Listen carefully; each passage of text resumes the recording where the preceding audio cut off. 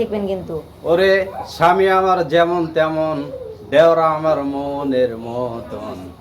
আহা, এসব বক্তাদেরকে টাকা দিয়ে আনতে হবে? আশ্চর্য গো। যারা কিচ্ছা কাহিনী করে, কোরআন হাদিস দিয়ে কথা বলে না, সেই বক্তাদেরকে আপনারা নিয়ে আসেন বক্তব্যের মাঠে। নিয়ে এসে কত টাকা দিচ্ছেন? 50,000, 1,00,000, তারপর বিমান ভাড়া করে সেই বক্তাদেরকে আনতেছেন। অথচ তারা টাকা গুনে গুনে নিয়ে যাচ্ছে।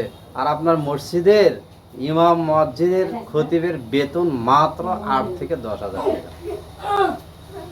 অথচ তারা সারা মাস খেদমত করে যাচ্ছে। সারা মাস তারা খেদমত করে যাচ্ছে দিনের, আর তাদের বেতন আপনারা এরকম ভাবে দিচ্ছেন। এত এত কম বেতনে তারা দিনের খেদমত করে যাচ্ছে। আচ্ছা বলেন তো, যারা বক্তব্যের মাঠে 1,00,000 টাকা নিচ্ছে, 50,000 টাকা নিয়ে যাচ্ছে 1 ঘন্টা ওয়াজ করে, এই টাকা কি তাদের হালাল টাকা নিয়ে যাচ্ছে? তারা কার টাকা হালাল বলেন তো দেখি? কিছু কিছু জনগণ আছে এত আবাল যে এই সমস্ত বক্তাদেরকে নিয়ে আসে টাকা দিয়ে, 1 ঘন্টা ওয়াজ করে, কি সব কিচ্ছা কাহিনী করে, সেই বক্তাদেরকে নিয়ে আসে 50,000, 1,00,000 টাকা দিয়ে বিমান ভাড়া করে নিয়ে আসে। আচ্ছা ভাই, এই বক্তাদেরকে আপনারা কেন নিয়ে আসেন?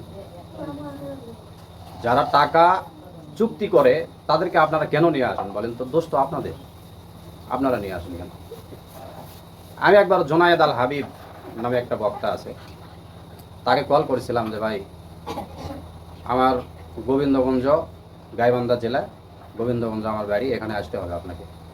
কয় যে, আমাকে বলে কি জানেন, বলে যে উত্তরবঙ্গের যখন আমি যাই এ বিষয়ে আপনার কি জানা আছে? আমাকে বলে। আমি বলি না, আমার তো কিছু জানা নাই। তখন সে বলতেছে যে যখন উত্তরবঙ্গে যায় তখন 50,000 টাকা নিয়ে আমি। চিন্তা করছেন, 50 থেকে 60,000 টাকা নিয়ে উত্তরবঙ্গে যদি আসে, তাহলে 50 থেকে 60,000 টাকা আমার কাছ থেকে চাচ্ছে জোনায়েদ আল হাবিব। আমি তখন তাকে বাদ দিলাম, আপনার দরকার নেই।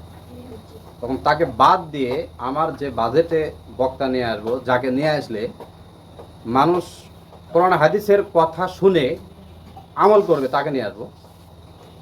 এমনও কিছু বক্তার ওয়াজ আছে, এমনও কিছু হাদিস আছে আপনার জাতি এখনো শোনেনি। জাতি শুনবে কি করে? জাতি তো সুরের পাগল, আর ওই বক্তাদের পাগল।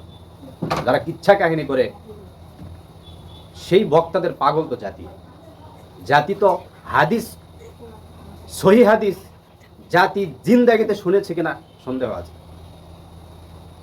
আমি যেই বক্তাকে নিয়ে আসবো, এই বক্তার হাদিস, আমার এই বক্তা যে হাদিস বলবে, এই হাদিস এই জাতি শুনেছে কিনা সন্দেহ আছে। একবার নিয়ে গেছিলাম আল আমিন বিন সালেক ভাইকে নিয়ে গেছিলাম বগুড়ার। আলহামদুলিল্লাহ, তার ওয়াজ মানুষ শুনে পরের দিন আমাকে বলছে যে এত সুন্দর কথা বললো হাদিস থেকে, এরকম কথা তো আমরা জিন্দাগিতেও শুনিনি। চিন্তা করছেন? তারপর কিছু কিছু মানুষকে দেখেছি যে তারা বিড়ি সিগারেট ছেড়ে দিয়েছে। আবার কিছু কিছু মহিলা দেখছি তারা জর্দা খাওয়া ছেড়ে দিয়েছে। আবার কিছু কিছু মহিলা আছে তারা পাতা খাওয়া ছেড়ে দিয়েছে। চিন্তা করেছেন? মানে নিশাদ্রব্য যেগুলো, এইগুলোকে খাওয়া বর্জন করেছে তারা। তো ভাই, এই সমস্ত বক্তাদেরকে নিয়ে আসেন, যাদেরকে নিয়ে আসে জনগণ উপকৃত হবে, কোরআন হাদিসের কথা শুনে আমল করবে। অযথা কিচ্ছা কাহিনী, রাজনীতি, গণতন্ত্র, তারপর মানুষের তৈরি করা রাজনীতি নিয়ে যারা বক্তব্য করে, বা খ্রিস্টান আব্রাহাম লিঙ্কনের কাল্পনিক পদ্ধতিতে নির্বাচন করে দেশের নেতা হতে হবে, এরকম নেতা হওয়ার জন্য তারা উঠে পড়ে লাগে। সেই নেতা নিযুক্ত করার জন্য মানুষ কি করে? কোরআন থেকে আয়াত বের করে আবার মানুষদেরকে বলে দেয় যে দেখেন, ভোটের কথা কোরআনে আছে, নির্বাচনের কথা কোরআনে আছে। চিন্তা করা যায় আপনার বক্তা কতটা জাহেল, একটু চিন্তা করেছেন আপনি? ওটা একটু মূর্খ, আর সেই মূর্খ বক্তাকে আপনি নিয়ে আসেন। কাজেই ভালো বক্তা নিয়ে আসবেন, যাতে করে জনগণ কোরআন হাদিস শুনবে, আমল করবে। আর যে বক্তারা চুক্তি করবে, এই বক্তাদেরকে আপনারা কখনো দাওয়াত দিবেন না।